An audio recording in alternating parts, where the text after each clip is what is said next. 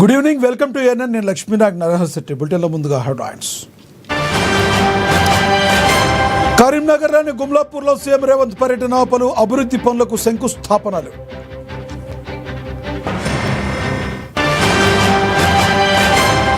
కేంద్ర మంత్రి బండి సంజయ్పై సీఎం రేవంత్ రెడ్డి ఫైర్. మోడీ ముందు నిలబడి నిధులు అడిగే ధైర్యం లేదంటూ కమెంట్.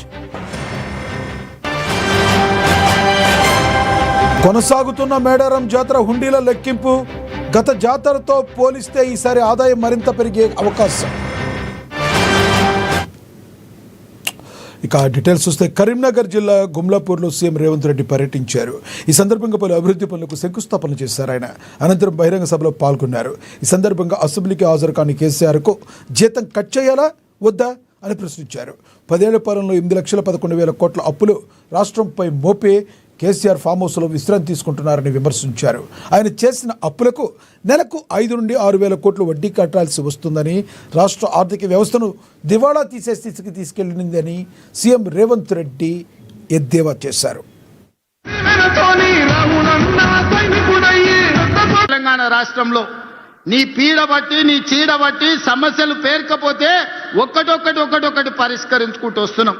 ఆ ఏళ్ళ మేము అధికారం ఇచ్చినప్పుడు 70,000 కోట్ల అప్పు ఉంటే 10 ఏళ్లలో 8,11,000 కోట్ల రూపాయల అప్పులు మన నెత్తి మీద మోపిండి అయ్యగారు. పోయి ఫామ్ హౌస్లో వండుకున్నాడు, నీ సావు నువ్వు సావని. 8,11,000 కోట్ల రూపాయల అప్పులతోని నాకు అధికారాన్ని చేతులు పెడితే ఏం చెయ్యాలా నాయనా అని దిక్కుదోచని పరిస్థితిలో కన్నోని కాళ్ళు పట్టుకొని ఢిల్లీకి పోయి అడుక్కోనోని అందరి దగ్గర పోయి కూర్చొని ఇవాళ ఒక దారిలోకి పట్టుకొచ్చి ప్రభుత్వాన్ని నడిపే పరిస్థితి తీసుకొచ్చినాం. ఒకటొకటిగా అప్పులు కట్టుకుంటూ వస్తున్నాం. అసలుకు మిత్తికే ఆయన చేసిన అప్పులకు మిత్తి కట్టనికనే నెలకు 5-6 కోట్ల రూపాయలు కట్టాల్సి వస్తుంది. సంసారం దివాలా దీపించిండు, బజార్లో ఇజ్జత్ లేకుండా చేసిండు, సిల్లి గవ్వ ఉట్టకుట చేసి రాష్ట్రాన్ని ఆడ పడేసిపోయి ఫామ్ హౌస్లో వండుకున్నాడు. నీ సావు నువ్వు సావుపో, ఇక నేను రాను బడికే రానంటాడు. నెల మాత్రం జీతం తీసుకుంటుండు, దానికి మాత్రం ఏం తక్కువ లేదు. వెనకటికో పెద్ద ఆయనే చెప్పిండంట, మందేమో ఎప్పటోళ్ళనే మూలుగూడనేమో మున్పటోళ్ళనే అని. మందేం తగ్గలే, మూలుగూడ కూడా తగ్గలే. అది అట్లనే ఉంది, ఇది ఇట్లనే ఉంది. కానీ అధికారం ఉంటేనే నేను అసెంబ్లీకి వస్తా, లేకపోతే రానుపో అని అన్నాడు. బడికి రాకపోతే పిల్లగాని ఈపులు వలగొట్టడా అనే పంతులు. ప్రభుత్వ ఉద్యోగి నౌకరికి పోకపోతే జీతం కట్ చేస్తలేరా? మరి ఇవాళ కేసీఆర్కి ఏం కట్ చేయాలని మిమ్మల్ని అడుగుతున్నా.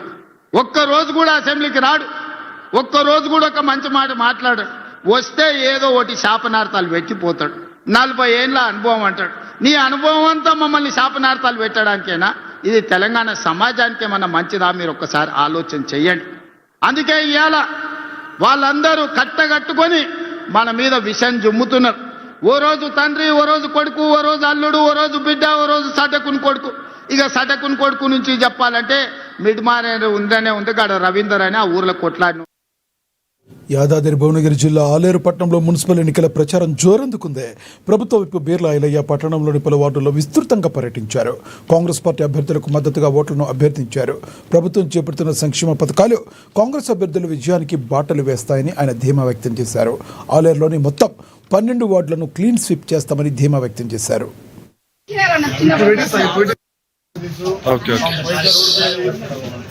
నేనేమంటున్నా, గత 10 ఏళ్లుగా వాళ్ళు చేయని పని మనం చేస్తున్నాం. మన కాలనీ అభివృద్ధి చేసుకుంటాం. కానీ ఇప్పుడు మీ కాలనీకి సంబంధించినటువంటి ఎలక్షన్, ఇక్కడ మీ బిడ్డగా మార్కు, ఈ చెల్లె మార్కు వాళ్ళ మిసెస్ మరియమ్మ అన్న, ఈ గ్రామం ఈ వార్డులో నాకు ఇల్లు కావాలి, రేషన్ కార్డు కావాలి, పెన్షన్ కావాలి, ఇంకా ఇల్లు కావాలి కొట్లాడే వ్యక్తి మరియమ్మని గెలిపిస్తే ఇవాళ మీ బిడ్డగా ఎమ్మెల్యే ఉన్నా నాకు కొండంత అండ రేవంత్ ఉన్నాడు. మరి పక్కోని గెలిపిస్తే ఇప్పుడే ఫోన్ చేసి మీ దాంట్లోకి వస్తా అంటున్నాడు. గెలిచినాక వచ్చి ఏం చేస్తాడు? నన్ను అడుగుతాడా? మీ కాలనీ అభివృద్ధి అడుగుతాడా? ఇండ్లు అడుగుతాడా? రేషన్ కార్డులు అడుగుతాడా? పెన్షన్లు అడుగుతాడా? వాళ్ళు ధనిక రాష్ట్రంలో చేయని పనులు మనం అప్పులు తెలంగాణలో చేస్తున్నాం. మీరు ఆలోచన చెయ్యండి, మీ ఓటు వృధా చేసుకోవద్దు. రేపు మార్చి తర్వాత 2వ విడత ఇంధనం మిల్లు కావాలన్నా మీ బిడ్డగా ఇవ్వడానికి నేను సిద్ధంగా ఉన్నా. వాళ్ళు గెలిస్తే ఏం చేయరు తల్లి. మళ్ళా తెల్లారొచ్చి కడవ కప్పుడు మళ్ళా కాంగ్రెస్ జిందాబాద్ అంటారు. మరి వనపర్తి మున్సిపల్ ఎన్నికల ప్రచారం ఊపందుకుంది. ఇందులో భాగంగా 12వ వార్డు రాజానగరంలో ఎమ్మెల్యే మేఘారెడ్డి పర్యటించారు. కాంగ్రెస్ పార్టీ అభ్యర్థులను భారీ మెజార్టీతో గెలిపించాలని ఆయన ఓటర్లను కోరారు. మున్సిపాలిటీ పరిధిలో 8 కోట్లతో నిర్మించిన సిసి రోడ్లు, డ్రైనేజీలు, బ్రిడ్జ్ పనులను ఈ సందర్భంగా ఆయన ప్రజలకు వివరించారు.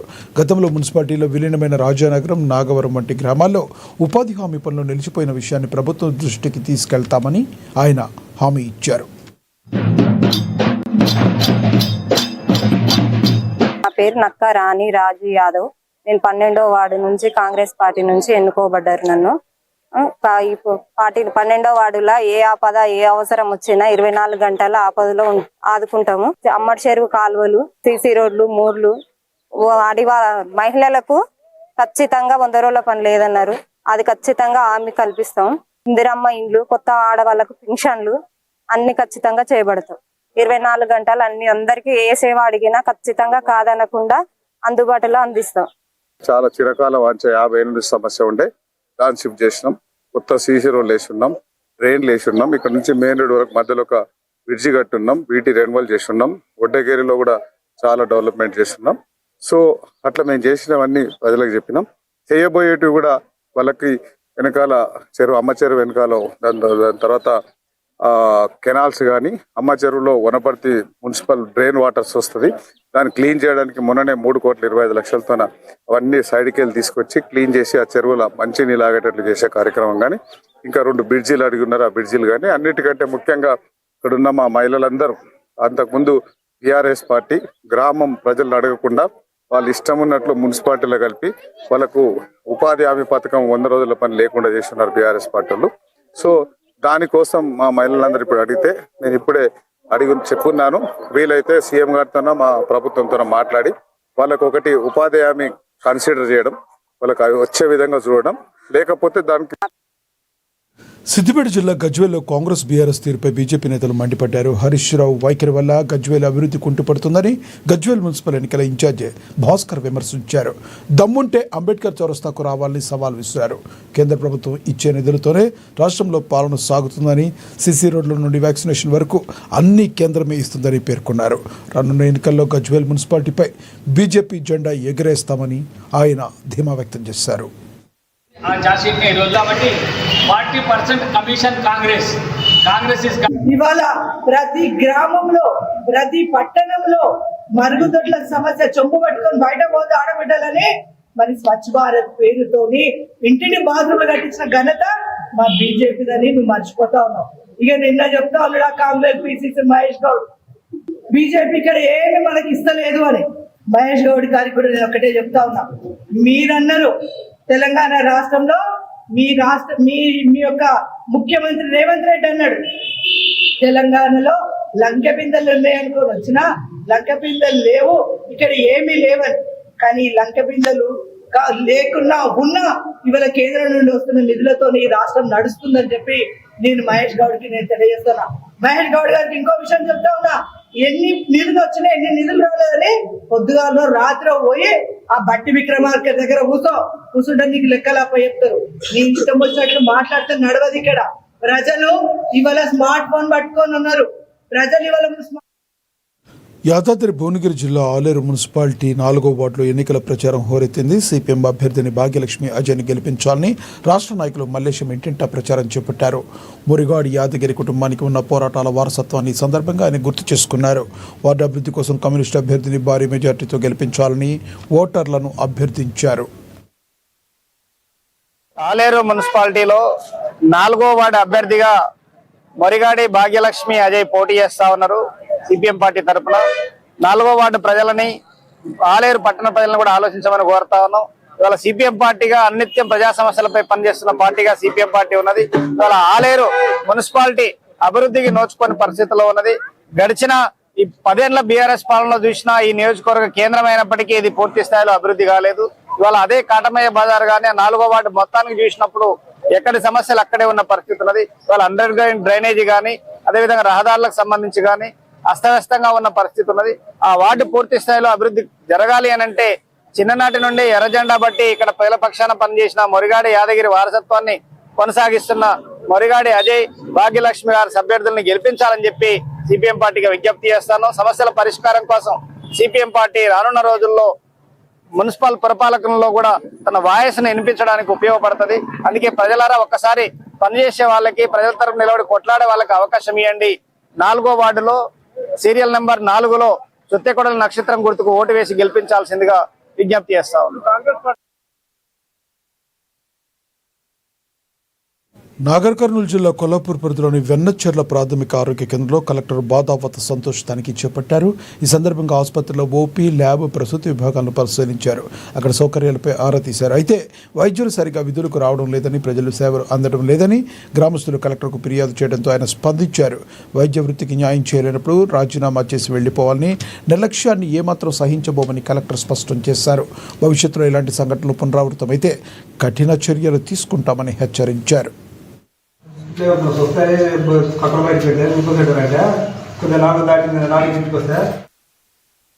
హైదరాబాద్ కుకటిపల్లి పరిధిలో భాగ్యనగర్ కాలనీలో హైడ్రా అధికారులు కొరడా ఝుళిపించారు.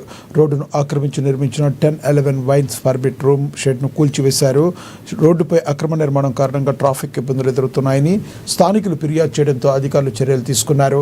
నిబంధనలు అతిక్రమించి ఆక్రమణలు చేసే వారిపై కఠినంగా వ్యవహరిస్తామని అధికారులు స్పష్టం చేశారు.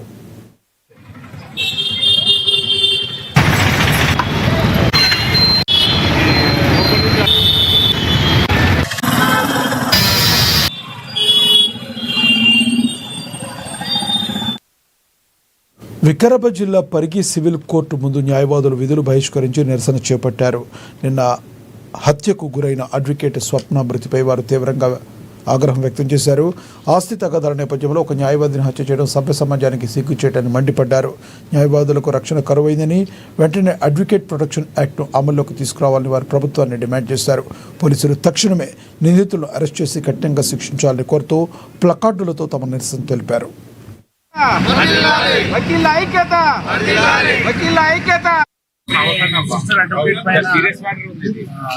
చాలా భీమనీయంగా దాడి జరిగి ఆమెను హత్య చేయడం జరిగినది. ఈ హత్య జరగడం ఆస్తి తగాదాలో భాగంగా జరిగింది. దానివల్ల అడ్వకేట్ కమ్యూనిటీ అని కూడా చూడకుండా వాళ్ళ బ్రదరు ఆమె పైన అటాక్ చేసేసి మర్డర్ చేయడం జరిగింది. డెఫినెట్ గా అడ్వకేట్స్ కి న్యాయం జరగలేదు. అడ్వకేట్ పైన ఇలాంటి దాడి జరగడం సభ్య సమాజానికి చాలా చేటు జరుగుతుంది. డెఫినెట్ గా మా అడ్వకేట్స్ అందరూ బ్రదర్ అడ్వకేట్స్ కానీ యావత్ తెలంగాణ ఇండియా అడ్వకేట్స్ అందరూ ప్రొటెక్ట్ చేస్తున్నాం, ఖండిస్తున్నాం.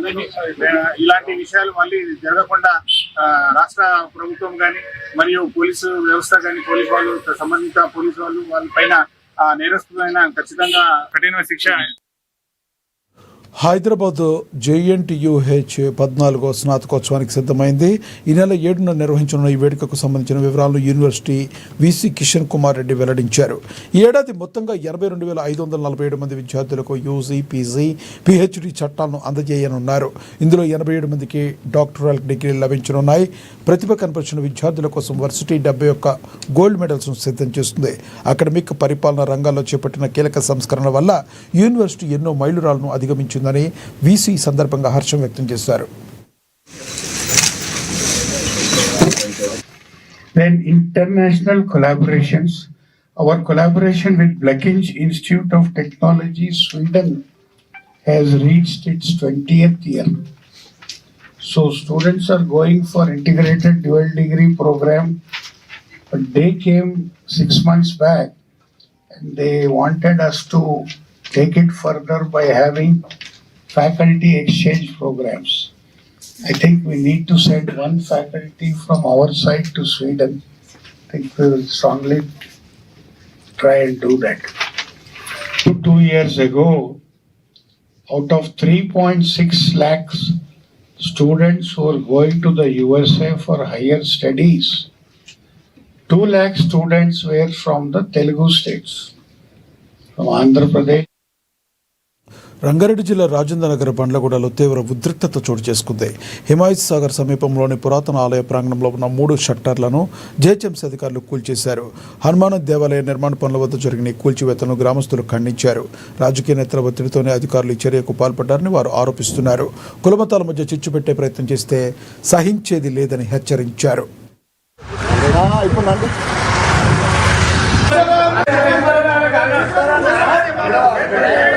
జై శ్రీ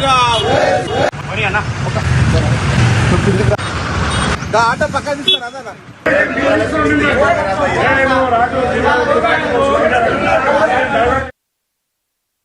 నిజామాబాద్ రూరల్ పరిధిలోని ఇందల్వాయి మండలం గన్నారం గ్రామ శివారులో భూ వివాదం నెలకొంది. 856 సర్వే నెంబర్లోని 1 ఎకరం భూమి గత 30 ఏళ్లుగా తమ స్వాధీనంలో ఉందని, దాన్ని సాగు చేస్తూ అభివృద్ధి చేశామని స్థానిక ఎస్సీ కులస్తులు అధికారులకు వివరించారు.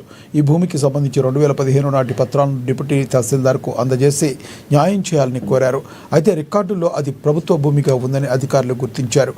దీనికి సంబంధించి పూర్తిస్థాయి ఆధారాలను ఆర్డీఓ కార్యాలయంలో సమర్పించాలని అధికారులు సూచించారు. భూమిని సర్వే చేయించి సాధ్యమైనంత త్వరగా అర్హులకు న్యాయం చేస్తామని అధికారులు హామీ ఇచ్చారు. ఇందల్వాయి మండలంలోని గన్నారం విలేజ్ సంబంధించి 850 సర్వే నంబర్ 856 సంబంధించి వాళ్ళు ఎస్సీ కులస్తులు దరఖాస్తు తీసుకొని వచ్చారు. వాళ్ళకు నోటీస్ వచ్చింది.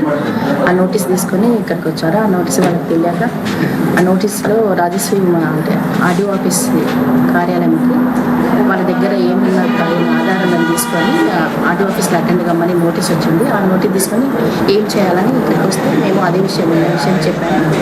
ఆర్డీఓ సార్ని చెప్పాము. అది గవర్నమెంట్కి సంబంధించింది కదా అని చెప్పి పంపించడం జరిగింది. మేడం అక్కడికి వచ్చింది. మళ్ళీ మేడం ఇక్కడికి వస్తే మేడం కూడా ఇక్కడ లేదు.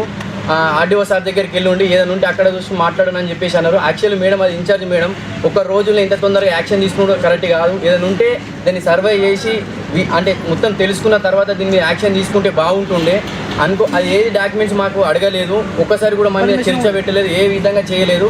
డైరెక్ట్ ఆర్డీఓ నుంచి లెటర్ వచ్చారు. అది కరెక్ట్ కాదు. అది ఏది ఉన్నా ఎత్తున్నారు. ఎందుకు దేనికోసం క్వశ్చన్ ఎత్తున్నారు? అప్పుడు తెలియదా? వీళ్ళే కదా మేము రోడ్ వేసి ఇచ్చినాం, అన్ని రకాలు వేసి ఇచ్చింది ఉంది. బీడీసీ వాళ్ళకి కూడా ఏది చేసినామని మేము ఒక కళ్ళం కావాలన్నా కానీ ఏది కావాలన్నా మా దగ్గర నుంచి మట్టి ఉండవేరు, ఇంకేది ఉన్నా కానీ మా నుంచే తీసుకుని వెళ్ళారు. గన్నరం వాళ్ళు మా పర్మిషన్ లేని ఏది ముట్టలేదు. గత 5 సంవత్సరాల నుంచి ఈ పాలకవర్గం అంటూ బీడీసీ అంటూ కబ్జలకు గురవుతుంది. 856 సర్వే నంబర్ల 150 ఎకరాలు ఉన్నది. అందులో పట్టా ఎంత ఉంది, అసైన్మెంట్ ల్యాండ్ ఎంత ఉంది, మిగులు భూమి ఎంత ఉంది, అది మాకు కావాలా. ఆ మిగిలిన భూమి ఎంత ఉంది మాదల్లా మాకు ఇవ్వాలి. మాకు పల్నాడు జిల్లా చిలుకూరుపేట మండలం వేలూరు గ్రామంలో స్వర్ణ గ్రామ ఆరోగ్య దర్శిని కార్యక్రమం ఘనంగా నిర్వహించారు. మహిళలు ఆరోగ్యంగా ఉంటేనే కుటుంబాలు ఆర్థికంగా నిలదొక్కుంటాయని పంచాయతీ కార్యదర్శి క్రాంతికర్ ప్రత్యేక అధికారిని శ్రీలక్ష్మి పేర్కొన్నారు. ప్రభుత్వం ప్రజల ఆరోగ్యం కోసం ప్రతి నెల 2 రోజులు గ్రామాల్లోనే వైద్య సేవలు అందిస్తుందని తెలిపారు. దీన్ని ప్రతి ఒక్కరూ ఉపయోగించుకోవాలని సూచించారు.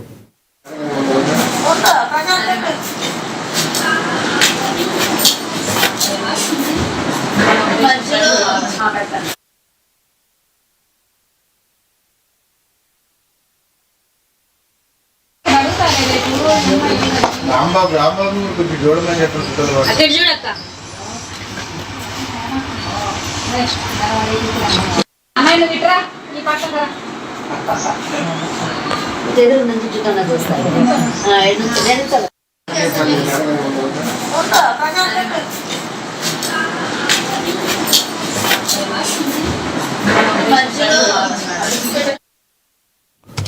మేడారం జాతర సమయంలో ఛత్తీస్గఢ్కు చెందిన 5 యువకులు ఒక బాలికపై సామూహిక అత్యాచారానికి పాల్పడ్డారని ప్రచారం దేశవ్యాప్తంగా కలకలం సృష్టించింది.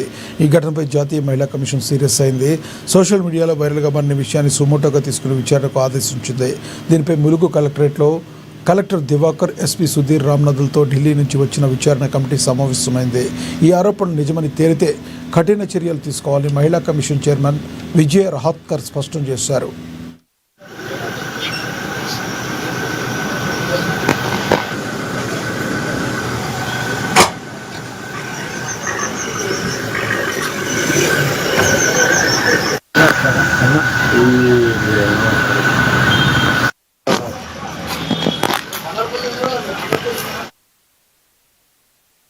బాపట్ల జిల్లా వేటపాలెం మండలం చల్లారెడ్డిపాలెం వద్ద జాతీయ రహదారిపై ప్రమాదం జరిగింది. ఉప్పుగుండూరు నుంచి చీరాలకు వెళుతున్న టాటా ఏసీ వాహనంలో ఒక్కసారిగా మంటలు చెలరాగాయి.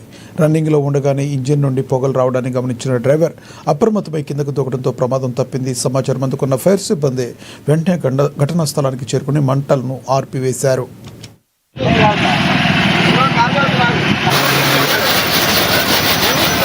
రన్నింగ్ అవుతా ఉండగానే బ్యాక్గ్రౌండ్ స్మోక్ అది వచ్చేసేసరికి బండి సైడ్ తీసి ఆపాను.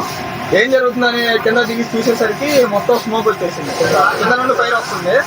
ఫైర్ రాగానే ఇక మా ఓనర్కి ఫోన్ చేసి నేను చెప్పాను, మా అన్నయ్య ఓనరు, అన్న అబ్బాయి మీరు దిగి పక్క వచ్చేసేసేయండి, ఫైర్ ఇంజన్ ఫోన్ చేయండి అని చెప్పి ఫోన్ చేయమని చెప్పగానే ఫైర్ ఇంజన్ ఫోన్ చేసేసాము. ఫైర్ ఇంజన్ వచ్చింది, ఆటోమేటిక్గా మాట్లాడాలి. ఎంతమంది ఉన్నారు ఇందులో? ముగ్గురే. మెదక్ జిల్లా వెల్దుర్తి మండలంలో విషాదం చోటు చేసుకుంది. బస్వాపూర్ గ్రామానికి చెందిన మదరబోయిన మహిపాల్ అనే 35 ఏళ్ల వ్యక్తి తన నివాసంలో ఉరివేసుకుని బలవన్మరణానికి పాల్పడ్డాడు. స్థానికుల సహకారంతో పోలీసులు ఘటనా స్థలానికి చేరుకున్నారు. మహిపాల్ ఆత్మహత్యకు గల కారణాలు ఇంకా తెలియాల్సి ఉందని పోలీసులు పేర్కొన్నారు.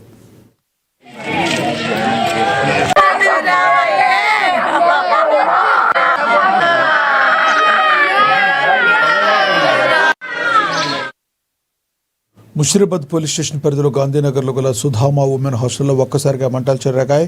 ప్రమాద సమయంలో హాస్టల్లో ఎవరూ లేకపోవడంతో పెను ప్రమాదమే తప్పింది. సమాచారం అందుకున్న ఫైర్ సిబ్బంది, హైడ్రా టీం 3 ఫైర్ ఇంజన్లతో ఘటనా స్థలానికి చేరుకుని మంటలను అదుపు చేశారు.